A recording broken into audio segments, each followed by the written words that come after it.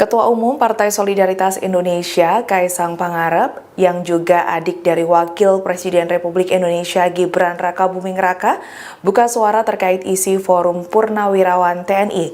Kaisang Pangarep membela sang kakak mengenai isi forum tersebut, yang salah satunya mengenai usulan Wakil Presiden yang diminta diganti. Dilansir dari tribunnews.com, atas hal ini Kaisang berpendapat bahwa usulan itu disebut telah menyalahi konstitusi.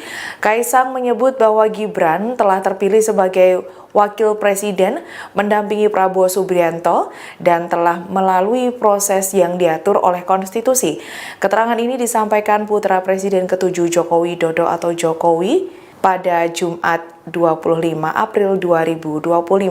Atas hal ini dirinya menegaskan Gibran terpilih sebagai Wapres secara konstitusi, maka Wakil Presiden itu disebut wajib untuk menyelesaikan tanggung jawabnya melaksanakan amanat rakyat. Diketahui Forum Purnawirawan TNI muncul dan menandatangani deklarasi berisi 8 poin yang salah satunya adalah mendesak Gibran turun dari jabatannya sebagai Wapres.